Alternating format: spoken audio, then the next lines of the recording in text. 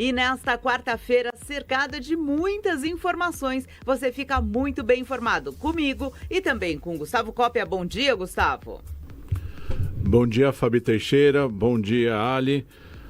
E sejam bem-vindos. Em todo o suporte técnico da Ali na produção e também da Isabelle, a gente segue com muita informação para você na manhã desta quarta-feira. A gente vai começar com as notícias aqui da capital paulista, da cidade de São Paulo, porque o prefeito de São Paulo, Ricardo Nunes, lamenta a morte do casal em uma enxurrada e admite atraso em obras de drenagem no Capão Redondo. Após a enxurrada que atingiu a zona sul de São Paulo, o prefeito afirmou que a obra de drenagem do piscinão na região está assim atrasada por dificuldades técnicas e reforçou investimentos de drenagem na capital paulista, aqui na cidade de São Paulo.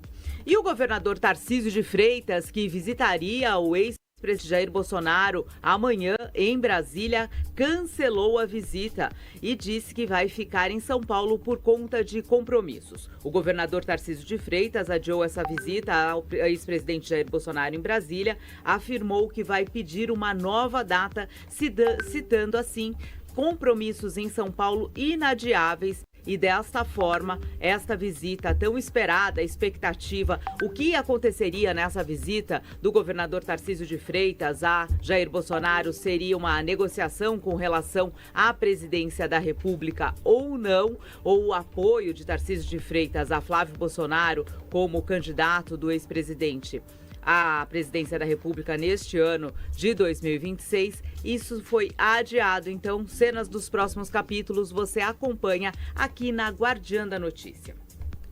E ontem a gente noticiou o sequestro de um juiz na Zona Oeste, que ficou mais de 30 horas em cativeiro. Ele foi resgatado em Osasco. Depois de investigações, a polícia deu conta que pode ser o chamado golpe do amor, perfis falsos em aplicativos de relacionamento. O juiz Samuel Oliveira Magro foi atraído para um encontro e acabou rendido. A libertação ocorreu após a polícia chegar ao cativeiro e prender os suspeitos. Agora a gente vai colocar aí imagens na tela do piscinão Anhanha-Melo. Esse piscinão está com as obras atrasadas e custa mais de 12 milhões de reais e só deve ficar pronto no segundo semestre de 2027. Olha aí. Esse é o tão esperado piscinão da Anhanha-Melo, na zona leste de São Paulo, uma obra prevista para reduzir as enchentes na Vila Prudente e teve o cronograma reprogramado e o contrato adiado, elevando assim o custo e empurrando a entrega para 2027, enquanto a avenida segue sofrendo com alagamentos recorrentes. Rico, muita enchente em São Paulo e a gente essas grandes obras com investimentos milionários cada vez mais não são entregues no prazo. O que acontece? É aquela história, né? A empresa é licitada, né? Se dispõe a efetivar a obra que ganhou e aí no meio do caminho acontece os tal dos obstáculos que o etéreo só pode explicar, porque foi licitado, assumiu o compromisso de efetivar. Por que não efetiva? Tem os seus engenheiros para fazer todos os seus cálculos, tem toda uma empresa, é uma série de... Não são empresas pequenas, são empresas que são cadastradas, que têm todo a qualificação pesquisada antes de entrar. Então, o prefeito sempre acha que vai efetivar, né? E aí, no meio do caminho, os caras usam dinheiro de forma irregular e aí não acaba a obra. A verdade é essa. E quem se prejudica é a população, né? Que continua passando aí por todos esses transtornos com as enchentes. O que o judiciário tem que fazer é tomar providência e começar a pesar de uma forma mais rigorosa, para que não largue as obras no meio do caminho. Certo. Vamos seguir aqui agora com uma informação da manhã desta quarta-feira. A polícia faz operação contra a venda ilegal de camarotes no São Paulo Futebol Clube, no Morumbis. A Polícia Civil cumpre mandados de busca e apreensão contra suspeitos de esquema de venda irregular de camarotes no estádio do São Paulo. A investigação envolve dirigentes ligados ao clube e apura possíveis crimes de corrupção privada e coação no curso do processo. O que revolta ainda mais os torcedores. São Paulo já não está numa boa fase, né, Rico? Que vergonha, hein? E agora, que vergonha. com toda essa investigação policial, que fim, né? Que coisa feia. Pois é. Mais informações porque o ministro Alexandre de Moraes suspende trechos da lei que regulamenta moto por aplicativo em São Paulo. Esse é um tema bastante polêmico, essa regulamentação das mototáxis, né, do transporte através de motos da cidade de São Paulo. E o ministro Alexandre de Moraes suspendeu os pontos da lei municipal sancionada pelo prefeito Ricardo Nunes, que regulamenta serviço de moto por aplicativo. A decisão impede a exigência de placa vermelha, afasta a equiparação ao mototáxi e autoriza o início da operação caso a prefeitura não analise pedidos de credenciamento em até 60 dias. Rico, tema polêmico, o Ricardo Nunes está realmente numa luta aí, porque ele não quer liberar essa questão realmente do mototáxi. E você que anda de moto em São Paulo tem condição de ter esse transporte? Olha, eu gostaria muito de convidar o ministro Moraes para dar uma voltinha de moto na minha garupa. Eu gostaria muito que ele viesse a São Paulo, porque a lei é federal, mas a regulamentação tem que ser do prefeito. O prefeito que sabe, na sua administração, qual a periculosidade desse sistema em cada cidade. Tem cidade que vai ser muito bem-vindo, que vai ser muito boa. Mas São Paulo hoje ainda precisa, para ter um mototáxi, uma série de adaptações, porque está morrendo gente todo dia. O Cópia foi 460 e poucos mortes o ano passado, e muito mais ano retrasado, e assim continuamente. Então, não é só uma questão vamos instalar, não, estamos falando em vidas. A preocupação do prefeito são vidas, é isso. Bom, esse tema é bastante polêmico, já vem se arrastando aí. Sim. Essa negociação, essa regulamentação aqui na cidade de São Paulo, e a gente acompanha aí as cenas dos próximos capítulos. Agora, uma barragem da represa do Gramado rompeu em Embu-Guaçu, na Grande São Paulo, e o Ministério Público abriu um inquérito. A barragem da represa do Gramado, em Embu-Guaçu, na Grande São Paulo, rompeu na madrugada de terça-feira. Esse rompimento causou o desabamento de uma ponte de madeira, atingiu 2 residências e deixou parte da estrada do local intransitável. Infelizmente não houve feridos, mas a Defesa Civil já isolou a área e agora o Ministério Público de São Paulo abriu um inquérito para investigar as causas e as providências adotadas. O Ministério Público também alertou para o risco de alagamentos nos bairros de Cipozinho, Grandinha e Vila Chanque, em caso de novos rompimentos da barragem. Cada vez mais essa questão aí, a gente sabe que tem toda a estrutura que precisa ser feita. E não é feita, né? Principalmente manutenção. Em cidades. Manutenção é a palavra. E o orçamento é cada vez mais contido. Que precisa, mas é uma barragem. Quando estoura uma barragem, são centenas de pessoas atingidas. Não tem o amanhã a ser resolvido, não. Tem que ser resolvido hoje, no dia a dia, e resolver de fato. E com o volume de água que a gente vem tendo, você tá entendendo? Realmente esses transtornos, eles vêm. E felizmente, nesse caso, apesar do rompimento da barragem, a gente vê a força dessa água que acabou levando uma ponte que tinha lá. Então, para levar uma ponte, a gente vê a proporção e a dimensão. Mais feridos em feridos, né, Rico? Amém.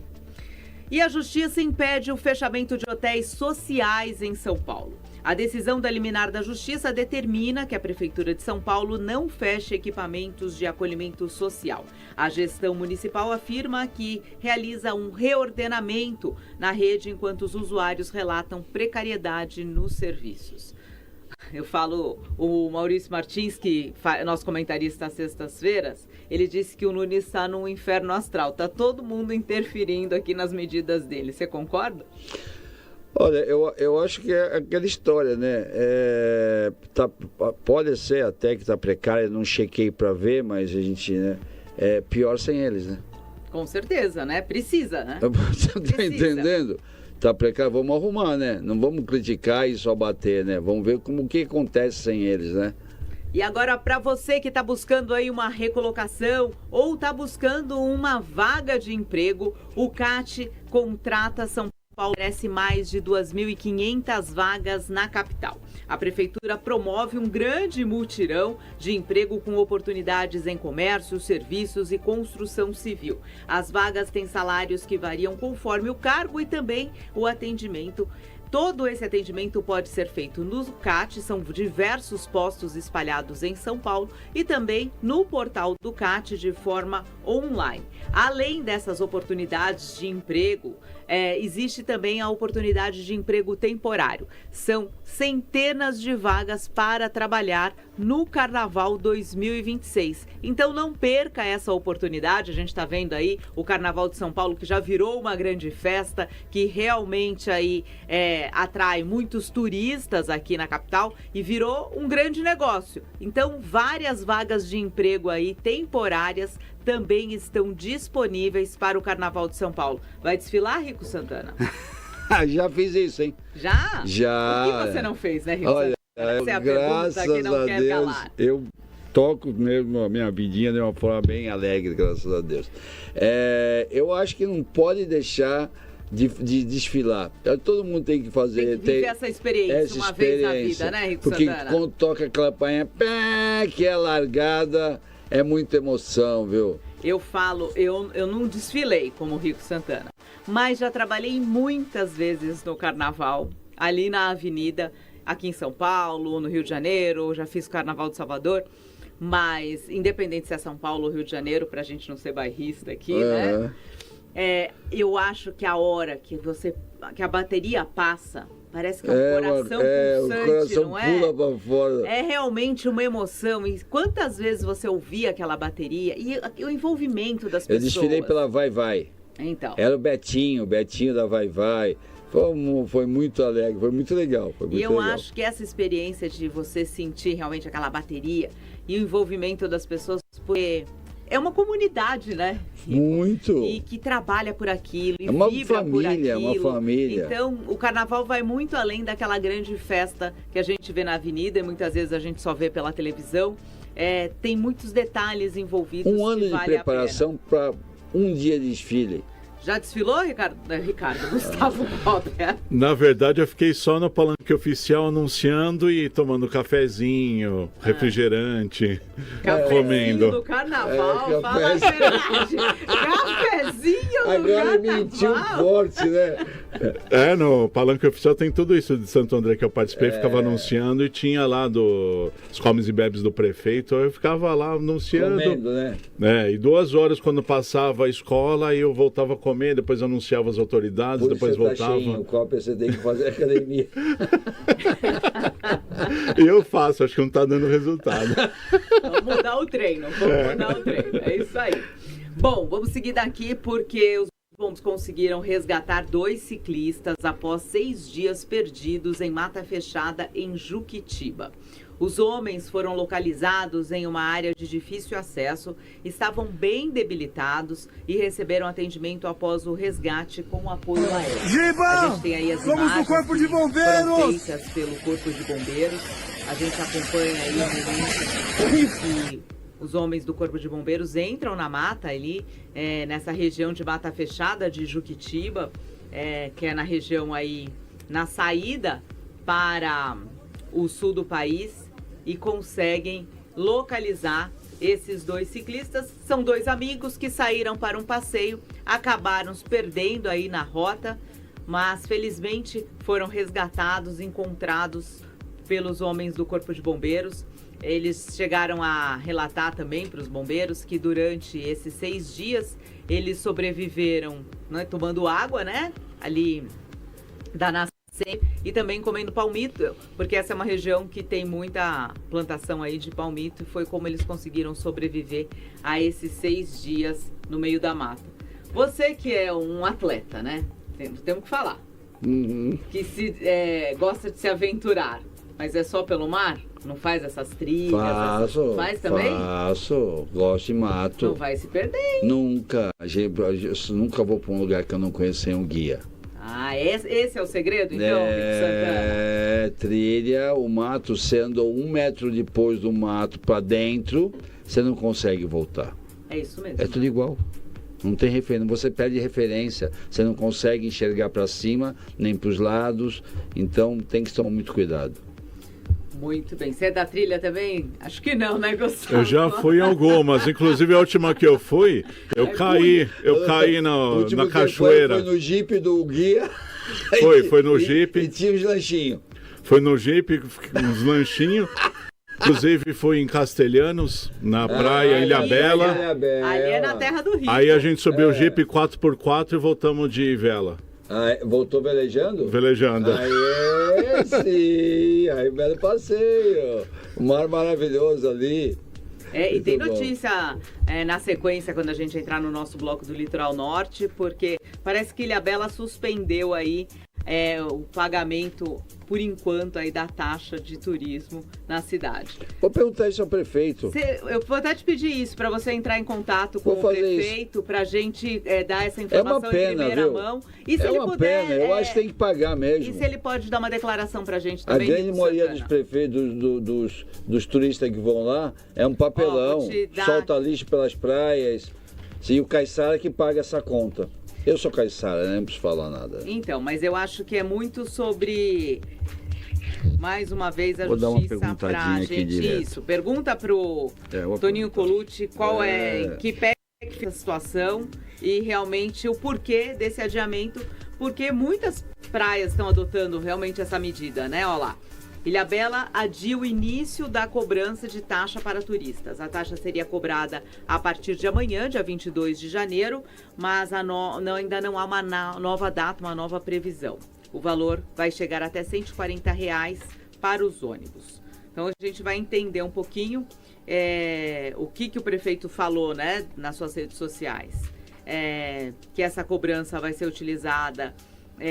precisa ainda de uma fase de ajustes técnicos e operacionais. Mas o Rico Santana, que é um amigo próximo do prefeito, vai trazer as informações em primeira mão para você aqui que nos acompanha no Download da Notícia, a primeira edição. Aqui você tem sempre o melhor da informação.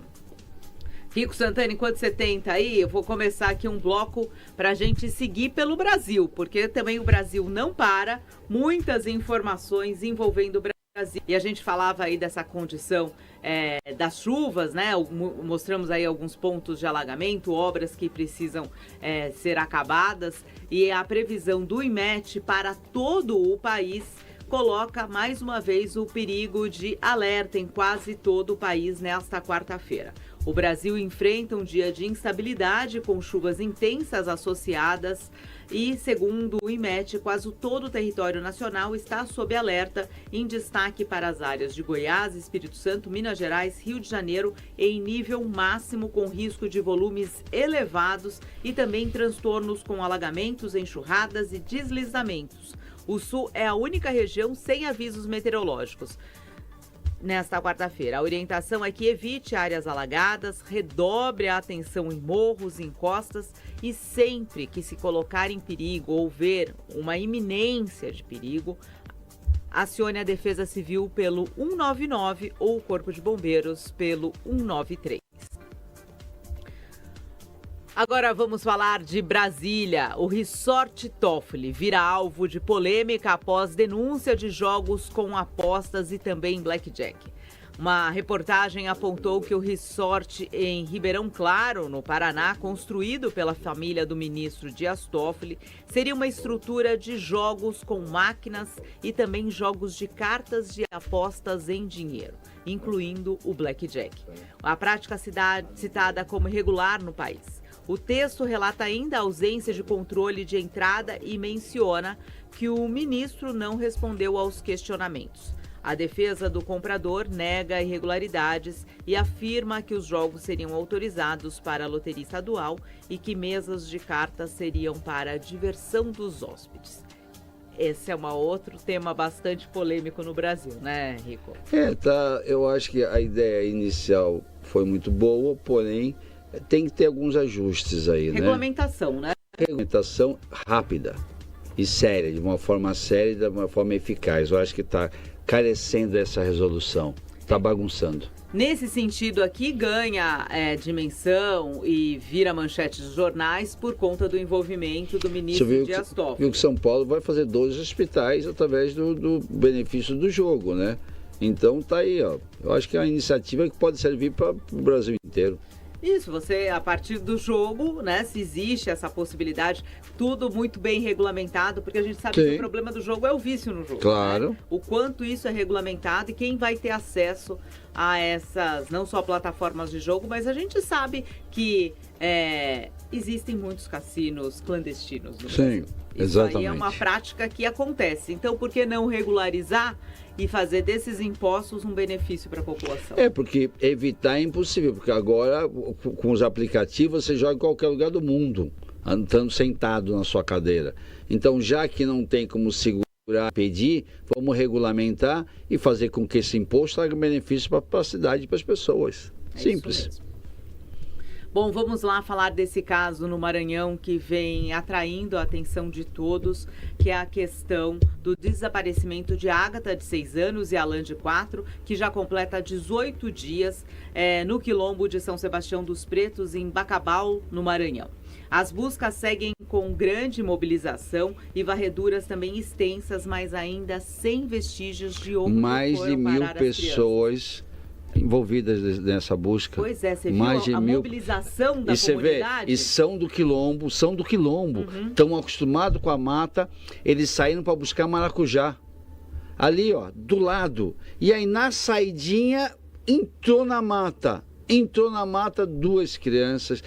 Com o primo já foi achado. Então, o primo foi localizado, pelado, sem roupa. Você vê que tristeza. E não consegue explicar, né, como ele chegou ali, aí o que aconteceu. Ele foi parar numa casinha abandonada, os 3. E aí, nesse momento, ele saiu para a direita e os 2 foram dar a volta para encontrar com ele, mas ali na casinha. E ali eles já se perderam novamente. Não, e você pensar que uma criança de 6 e 4 anos, não tem ali nem a noção do perigo e muito menos a percepção de espaço, do que comer, né? Que pode comer, como né? Eu estou orando muito para que isso dê tudo certo, eu pedir a Deus para que ache essas crianças, mas eu posso afirmar que a mata é muito difícil para quem não conhece, ainda mais para 2 bebês, 4 e 6 anos é bebê, né? Muito pequenininho, né? Agora, 1.000 pessoas envolvidas, não tem, e ele foi já achado longe. Imagina essas 2 crianças, o que está sofrendo na noite. Vamos orar para que dê tudo certo. E você vê realmente essa mobilização da comunidade, lógico, tem todo o trabalho também da polícia, as investigações que estão fazendo toda a comunidade local, inteira. Mas a comunidade inteira está na busca também, né? Está na busca, dia e noite. Vamos torcer para que dê tudo certo. Com certeza, né? Vamos torcer para que tenham boas notícias. É uma região realmente que é muito vasta, né? Às vezes está numa... Porque também ali é um quilombo, né? Então, às vezes... O entorno já é mata. E às vezes a gente acha que todo mundo tem acesso à informação, celular, mas ainda existem pessoas que vivem completamente desconectadas, né? Muitas. Pode ser que essas crianças estejam em algum lugar... Tomara que seja guardada por alguém, que seja. Vamos sempre pensar pelo lado positivo. Você viu a mãe falando, olha, se você achou meus filhos, me devolve, coisa e tal. Tomara que seja isso, a gente torce para que seja isso. A gente torce pelo fim feliz. Feliz, é isso. Com certeza. E olha só, agora a gente sai lá do Nordeste e vai para o sul do país. O Eduardo Leite foi vaiado numa agenda com o presidente Lula. Vamos acompanhar aí a reação do nesse evento em que o governador do Rio Grande do Sul, Eduardo Leite, foi vaiado durante uma fala na cerimônia com a participação do presidente Lula.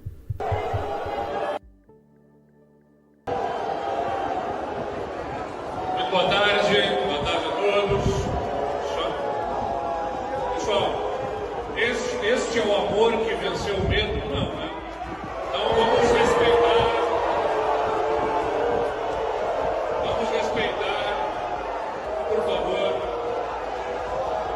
Estou aqui cumprindo o meu dever institucional em respeito ao cargo que exerço em nome do povo do Rio Grande do Sul, com respeito ao presidente da República. Todos nós aqui, eu e o presidente, fomos eleitos pelo mesmo povo. Eu respeito o cargo do presidente da República, peço respeito, por favor. É importante que nós possamos ter a compreensão de que nós somos diferentes. Pensamos de maneira diferente, mas a gente não precisa pensar igual. É É importante que, neste caso, pensemos no Rio Grande do Sul, pensemos no Brasil, e é nisso que nós estamos pensando, trabalhando de forma coordenada. O que a gente vai ver de cenas como essa nesse ano de 2026, Rico Santana, com certeza, porque a polarização não dá trégua. O bobo da corte não tem mais. Não existe mais bobo da corte. Existe o presidente, existe o povo. E o povo fala o que sente. Não existe partido político para o povo.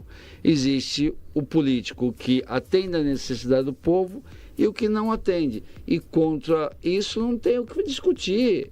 São centenas de pessoas vaiando. Devem estar com alguma razão, né? Aí a questão realmente de... a gente sabe do posicionamento do Eduardo Leite, que já até declarou que tem o desejo, sim, de se candidatar à presidência. A gente sabe que existe toda uma articulação. E não é realmente do mesmo lado do presidente Lula. É um bom nome. Eduardo Leite, bom nome. Não é do mesmo lado do presidente Lula, e com isso, realmente, nesse evento da Petrobras, que os dois participavam, teve aí essa questão, mas eu acho que também tem a questão da polarização é muito forte, né, Sim. Rico? Muitos presentes ali, do lado do presidente, e daí contrários a ele, e eu acho que a gente tem que ter um debate de ideias, não ideológico. Sim, aqui a gente aqui não está aqui para criticar nem para julgar ninguém, né? Cada um toma o seu caminho, mas a gente ouve e passa aos nossos ouvintes o que a população fala, né? Isso mesmo. E nesse mesmo evento, o presidente Lula fez críticas ao presidente dos Estados Unidos, Donald Trump.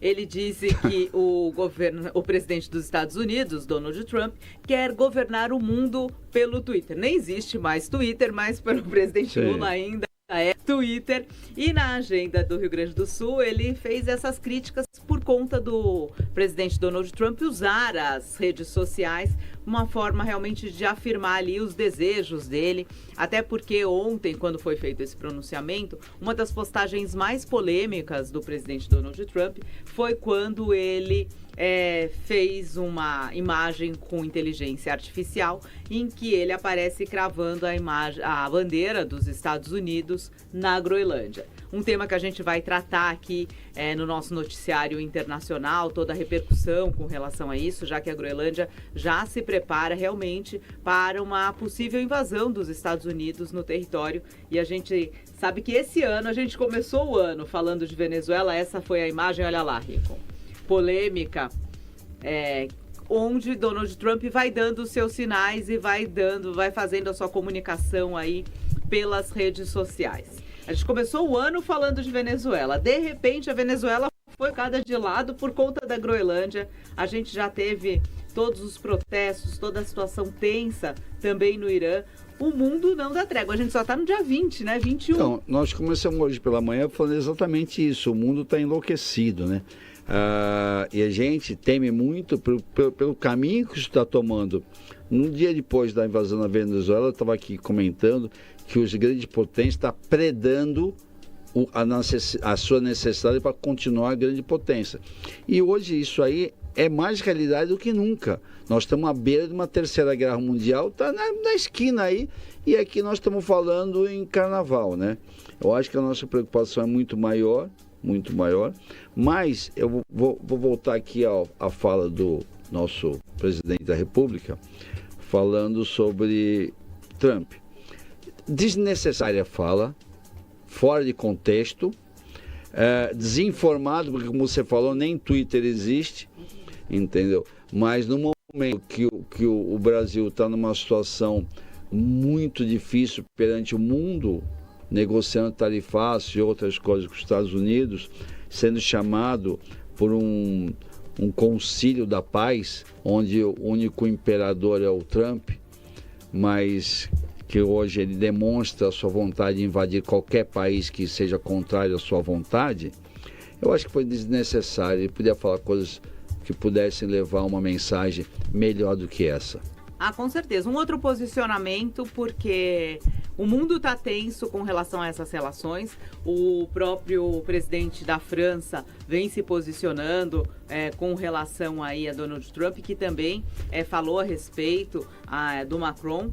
E segundo o presidente da França, ele pede que o exercício da OTAN e diz que a França está pronta para cumprir. Em meio à escalada de tensão envolvendo a investida de Donald Trump sobre a Groenlândia, o gabinete de Emmanuel Macron informou que a França citou o exercício da OTAN na ilha e afirma estar pronta para participar. A movimentação ocorre às vésperas da reunião de emergência de líderes europeus e amplia assim a pressão diplomática no eixo Estados Unidos-Europa sobre a segurança do Ártico. Inclusive hoje, no Fórum Econômico de Davos, o que acontece? Tem aí todo mundo na expectativa para o pronunciamento de Donald Trump, que estava marcado, né? O discurso dele estava marcado para as 10h30 da manhã. Ainda não se sabe se esse discurso vai ocorrer mesmo às 10h30 da manhã, porque quando o presidente Donald Trump foi pegar o avião para ir para Davos, o Air Force One, a Casa Branca voadora, teve um problema e aí foi preciso uma troca de aeronaves. Então, o que a gente sabe até então é que o presidente dos Estados Unidos precisou fazer essa troca aí de aeronave, mas também com toda a estrutura e toda a segurança para transportar um presidente dos Estados Unidos. E a gente espera, então, agora os detalhes desse discurso que ele fará no Fórum Econômico Mundial em Davos, onde grandes líderes estão reunidos e, com certeza, além de todas as questões aí econômicas que estão sendo discutidas, essa questão geopolítica é o que mais tem ganho protagonismo, certo, Rico? Eu acho que aquela história, ele falou em comprar a Groenlândia. Se comprar, como nós não compramos o Acre, nós compramos o Acre. Ué, por que ele não pode comprar a Groenlândia? Se comprar a Groenlândia e trazer um benefício para as pessoas que moram... A pergunta que se faz a Groenlândia quer ser comprada, Rico Santana? Então, é isso aí. Tem que ver... Toda a relação tem os dois lados, né? Mas você vê que a Venezuela já se calou, né? Já se calou. Já acertou lá, já está lá a vice-presidente empossada, interina empossada, entendeu? Já mandou um monte de milhões de dólares lá para poder restabelecer o país. Então, neste caso, eu acho que a diferença de um governo da Venezuela como estava e que pode vir, vai ser benefício para a Venezuela. Vamos aguardar aí as cenas dos próximos capítulos e de todo esse domínio. A gente vai para um rápido intervalo. Na sequência, a gente tem mais informações internacionais e também a gente tem uma entrevista exclusiva com o prefeito de Jacareí. Então, fique com a gente aqui no Download da Notícia, primeira edição.